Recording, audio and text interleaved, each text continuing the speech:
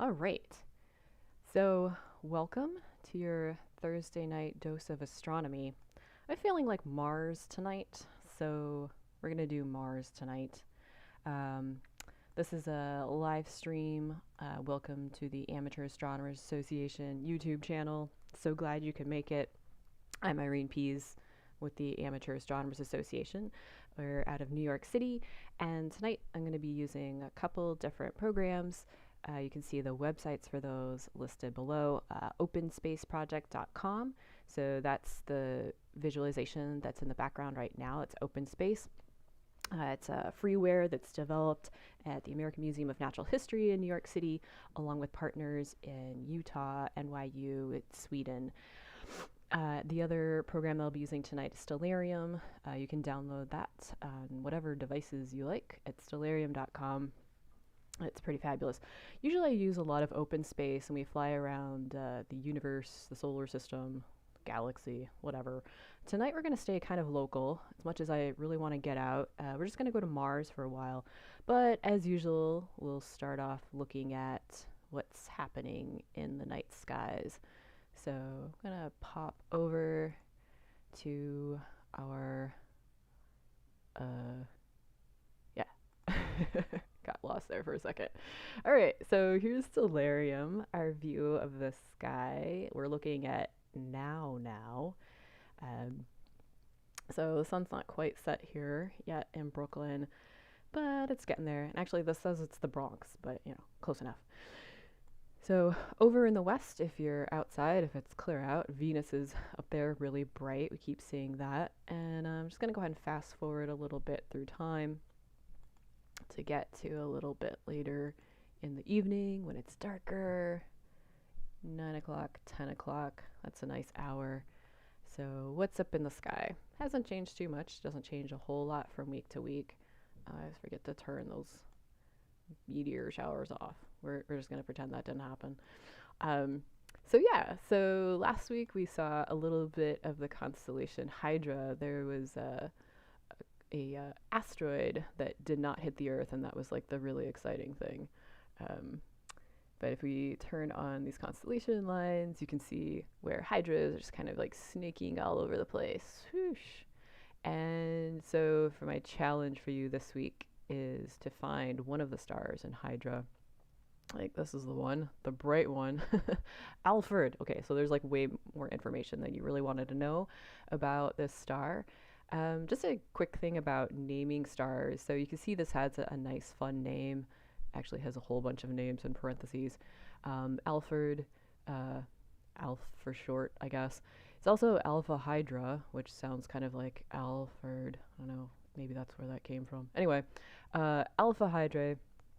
So one of the naming conventions that we use with stars is just taking the first letter of the Greek alphabet, in this case alpha, and that's generally going to correspond to the brightest star in a constellation. And then you take the Latin genitive, so instead of Hydra, it's Hydrae. For all those who know Latin, I took like one whole semester, so that's all the Latin I know. But yeah, so that's a nice bright star. It's kind of down south of Leo, so we've been looking at Leo. Remember that line up there? I don't even like the figure, but we're just going to turn on this kind of stick figure of Leo. But then kind of below Leo, between Leo and the horizon, is this bright star. So if you can see that, even from New York City, that should show up. If you're in one of the parks or something, go for your evening stroll, get your vitamin D and your exercise. I guess not really a lot of vitamin D out at night, but anyway. The moon is also out tonight, which is great.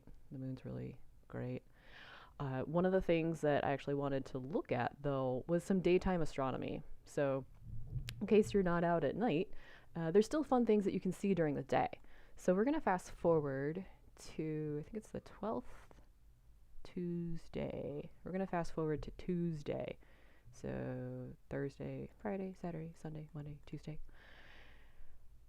Actually want Tuesday during the day. So we'll start with Monday night. And we wait for the sun to come up. Those of you who were here last week, you might remember, oh yeah, there's planets out in the early morning. So in the wee hours of the morning, if you get up before the sun, That's a neat trick considering how early the sun is getting up. It's not even really rising. Remember, Earth is rotating, but anyway. The moon is going to appear near the planets in our morning sky, and that morning sky becomes the daytime sky. Wow, look at that. Daytime sky. So it's daytime, it's all of 7 a.m. If you're still not up yet, you can wait till 8, maybe not too much later than 8. Let's try 8. So if you go outside at 8 o'clock in the morning, it's really bright out, and you can see the moon. And there's going to be a nice big old moon over in the southwest. And let's just zoom in on the moon a little bit. Zoom to the moon. Oh, wait, Jupiter. Wait a second. I thought Jupiter was only out at nighttime. No. Yeah, Jupiter is out during the day as well. All the planets appear out during the day at some point. It's not always easy to see them, but Jupiter is one of the brighter objects in the sky after the Sun, Moon, and Venus.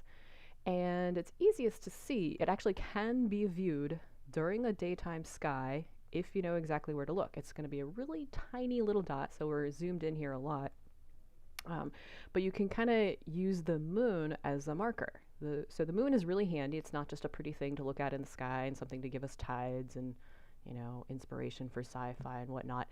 It's also can be used as a marker to try to find Jupiter or sometimes Venus.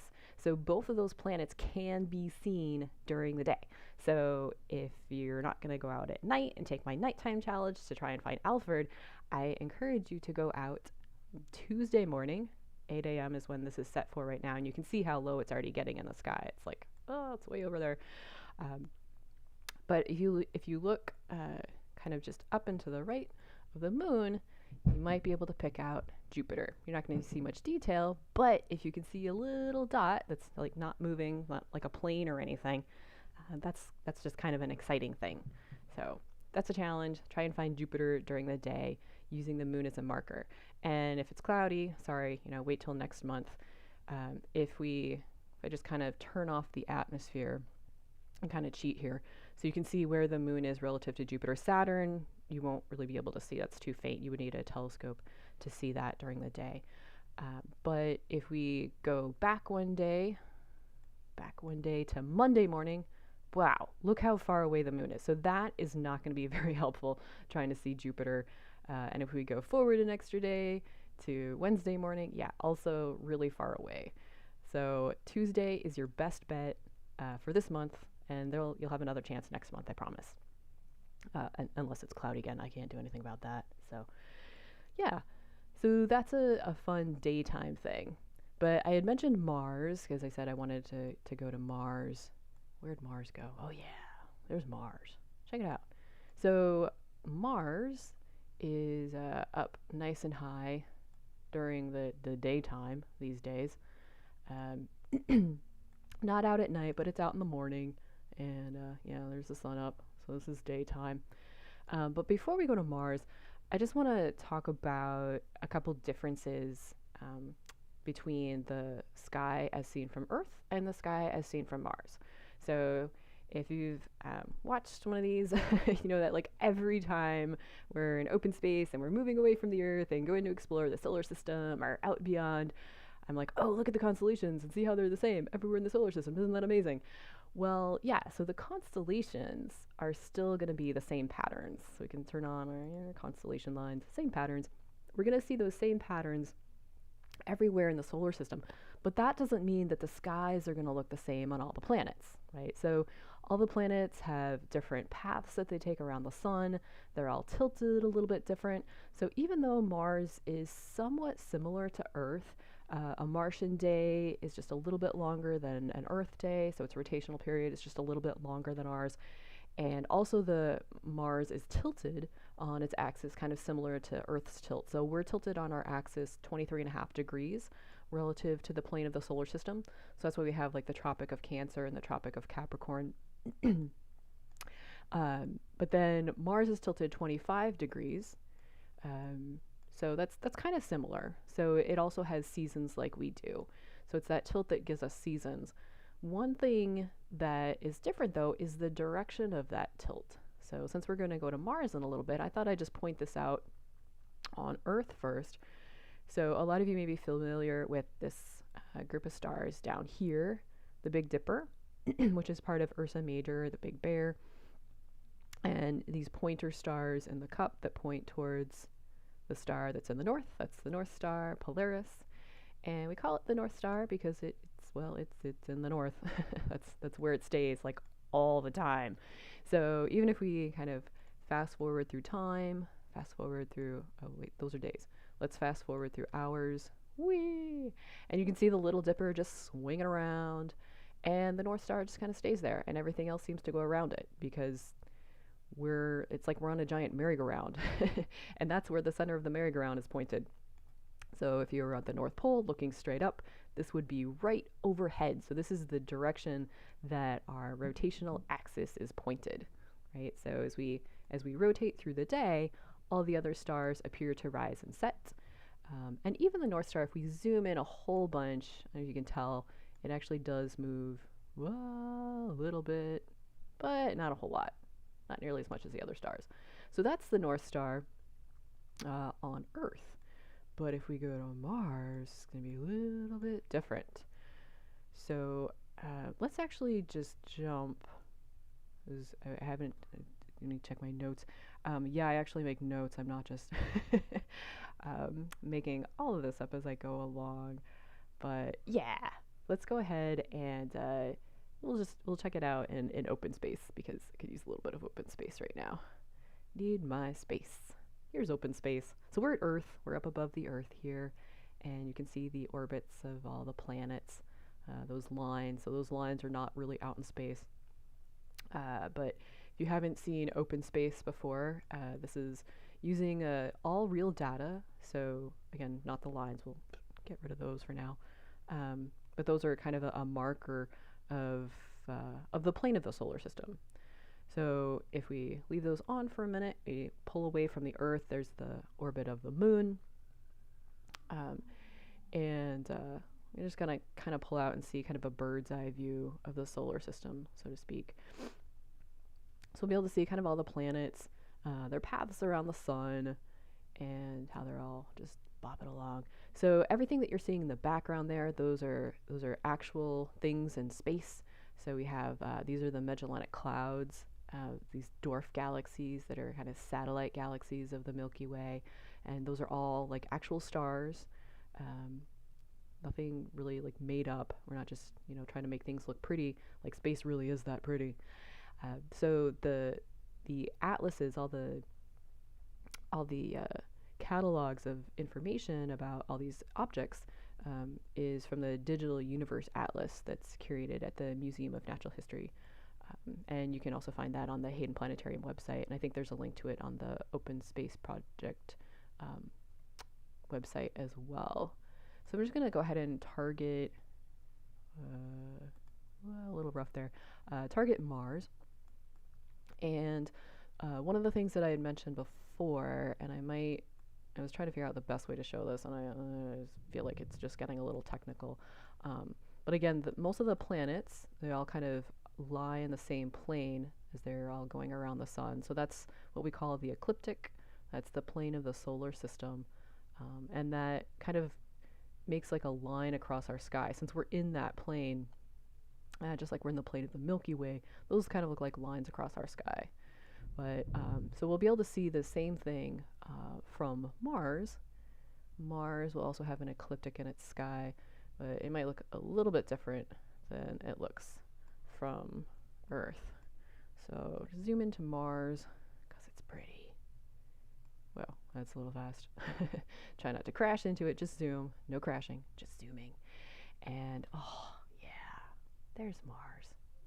Just gonna enjoy that view for a minute because it's really pretty. It's kind of red. It's kind of rusty. Well, it's really rusty. A lot of the color from Mars comes from a lot of iron in the surface rock, surface soil, surface dirt. Actually, it's not really soil because it's not alive. It's dirt. Dirt's inert. That's the one thing that I remember from my composting class. But there's enough iron in the dirt there on the Russian or in the Martian surface, and then enough moisture to have kind of rusted it out. So that's a bunch of iron oxide, kind of neat. And I feel like we're am I missing something? Anyway, so there's Mars, and I wanted to land in a specific spot, but I think I've gotten myself a little bit lost here. I'm gonna have to kind of pull through time a little bit. So let's turn on some time, some minutes, something happening here, and kind of rotate around. Whee! See if we can't chase that side of it. Pause. Specific part of Mars I wanted to look at. Yeah, there we are. Okay, so there's that huge canyon. So if you want to go hiking, it's a good place to go. Valles Marineris.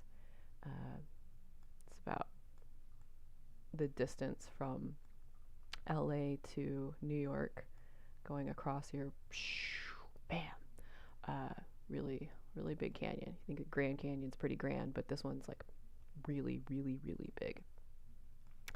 Anyway, I thought we could land, so we might take a little bit of a tour around this part of Mars later on, but for now, let's just pretend that, well, I guess we can kind of land.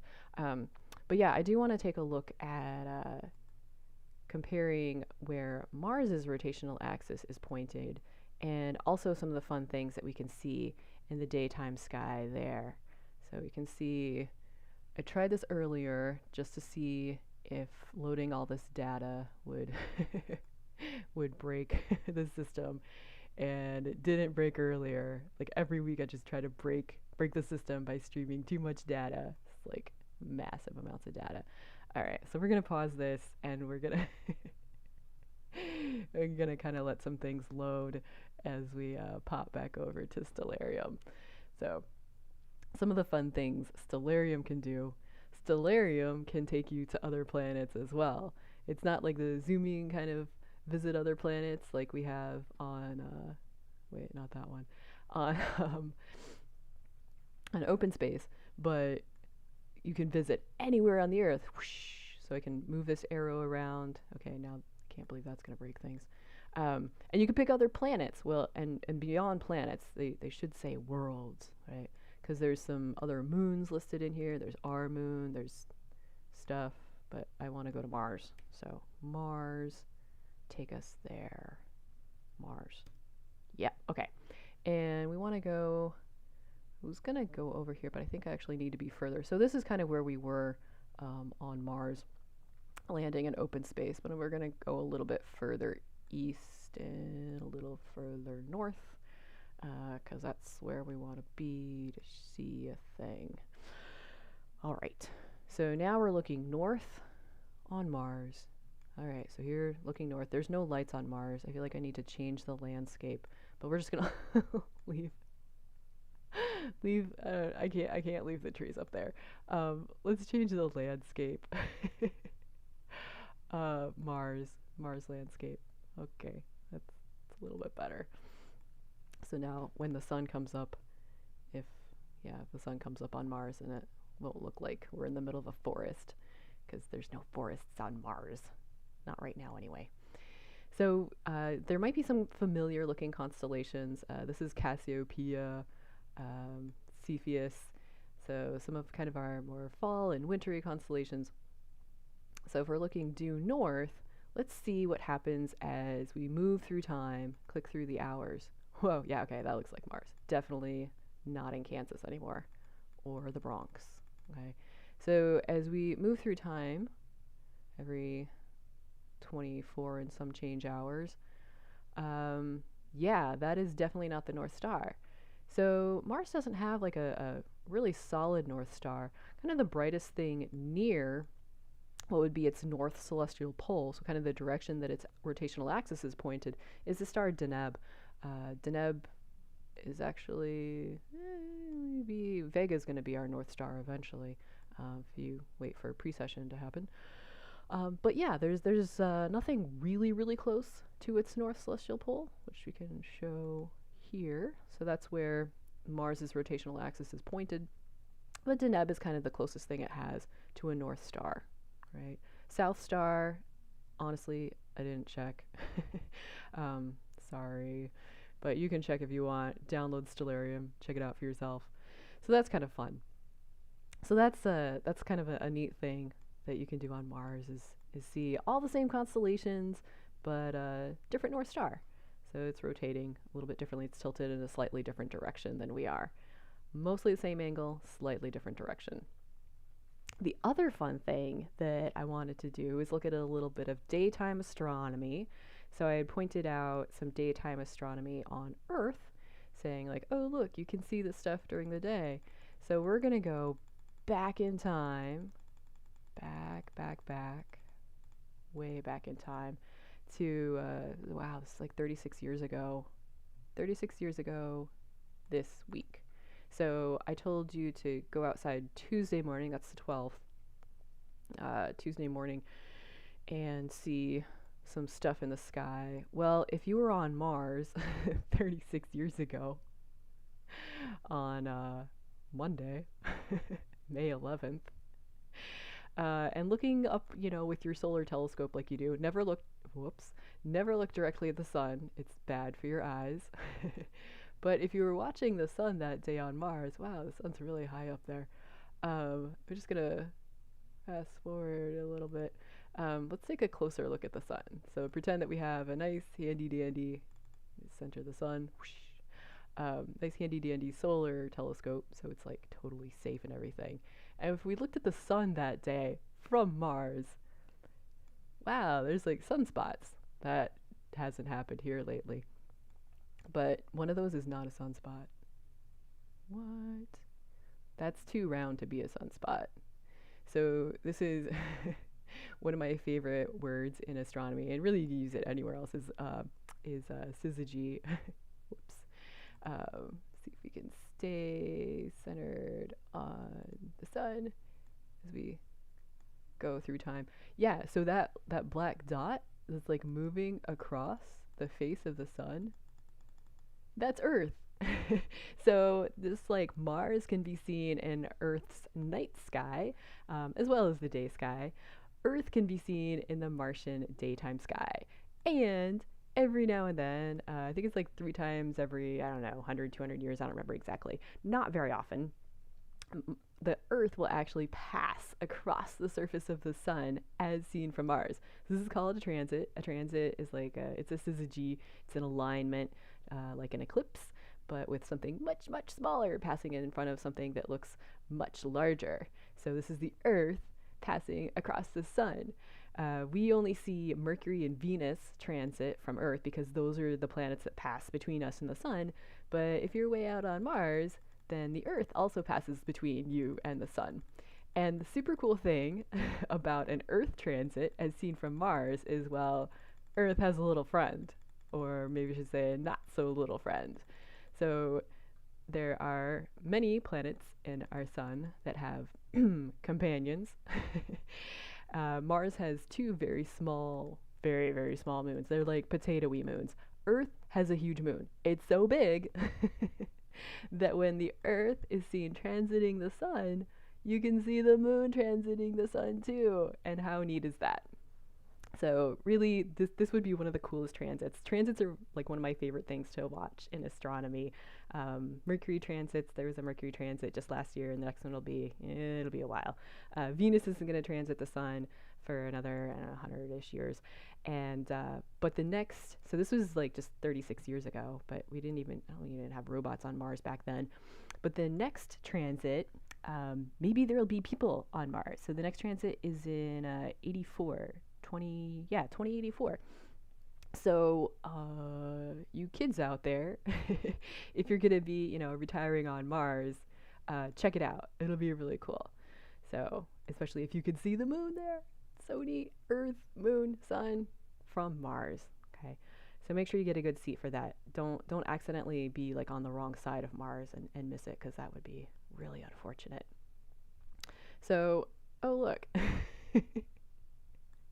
Here's another friend. I think, wow, I didn't even realize that that was going to be here. I don't know, that Spirit or Opportunity? Is that Curiosity? If anyone knows, just, post in the comments. I'll figure it out. And we'll get back to you next week or the next time we visit Mars. But let's go ahead and pop back to OpenSpace so we can see kind of a different view of Mars. There's a place I wanted to land and just check out. So we're back over by the Valles Marineris, kind of the northern part, Ganges Chasma. And you can see like this little, oh, it's so neat. It's like these buttes that stick up out of the canyons. So it's like this different, just a different type of rock that's harder. And so as the wind has been coming through, just sort of stripping, let's see if I can turn this down here, sort of stripping away some of the overlying rock, there's these formations that still exist. So we're going to turn on some really cool maps. This is high-res data, which is like really high resolution. So high-res has been taking images of Mars from, I think it was like 300 kilometers up, I don't know, high. And this is some of the highest resolution maps of Mars that we have. It's actually comes down to 30 centimeter resolution. Okay, 30 centimeter resolution. So like if there were a person on Mars, like Matt Damon, we'd be able to see them if we knew where to look, because it's a big planet. I mean, smaller than Earth, but still kind of big. So these kind of neato formations, they look like, I don't know, they remind me of like giant teeth, like molars of like a woolly mammoth or something, just sticking up out of the surface. Whoops. So if we kind of come in here, this this is just so amazing. So you can even tell like which way the prevailing winds go. We're gonna come over to the furthest one, and then just kind of putter around for a little bit. So the winds that have like swept the sands around these, and then making like this kind of like lead to, oh man, that's so great. So actually I want to come around, see if I can turn around here, and kind of come around from the north side of this one. But yeah, just the level of detail in here. You can see where there's been almost like little landslides in here. If you've ever kind of gone driving down across the Hudson from the Palisades, every now and then there's a little bit of a slide, and you can see some of the new rock face in there. So that's kind of what's been happening over here on Mars. So I mean, it's just really neat seeing like all the processes that we recognize on Earth, seeing that on a completely different world. And again, this is the world that's in our solar system that's inhabited by robots, which is kind of mind-boggling. No robots in this region yet. And yeah, you're seeing stars in the sky. That's kind of a thing that OpenSpace does. We wouldn't really be able to see stars in the sky during the day from this part of Mars. The atmosphere is thick enough that we shouldn't actually see those. But there are other parts of Mars that you can see, where you can see stars during the day, and we'll visit one of those another week, because actually I do have a meeting, so I can't stick around. But if you have any requests of like other places on Mars you want to see, please let me know. Love just kind of like bumming around Mars and just seeing like these beautiful, beautiful data sets. So really this isn't even me. This is just like incredible data sets and incredible programming that people use to stitch these maps together. So it's a combination of maps. It's the high resolution in addition to a height map. So actually if I turn off the height layer, it kind of flattens out, right? So it took a lot of people a lot of programming hours to get the height map stitched together with the just the local map. And there's patches of these very high resolution images for locations all over Mars, and a lot of it just comes down to, like, it takes a lot of time to put these together. So some of them they're just waiting for someone to stitch all this stuff together so that, you know, we can go explore Mars. So I'm just gonna come down over this ridge and kind of just check out that next big tooth rock formation. I mean, just the dunes. I don't know. I'm kind of a sucker for deserts and sand and things. I know not all deserts are sandy,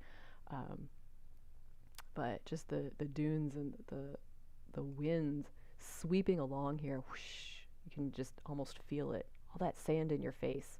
Wow, it's like you're at the beach, only not, because there's not a whole lot of water here. But yeah, so there's a little bit of Mars, just a little bit. Whoa, don't crash, don't crash, don't crash. All right. So Mars, some stars from Mars, the Earth as seen from Mars, and your challenge for the week, try to find either a bright star in Hydra or see if you can see Jupiter during the day. And we'll be back next week with, I don't know, maybe some star clusters or something. I keep making promises and keep forgetting, but that's your daily dose, or your Thursday dose of astronomy. Again, this is whoosh, credits. Irene Pease with the Amateur Astronomers Association, making you dizzy in space using OpenSpace and Stellarium. So good night, and be safe out there.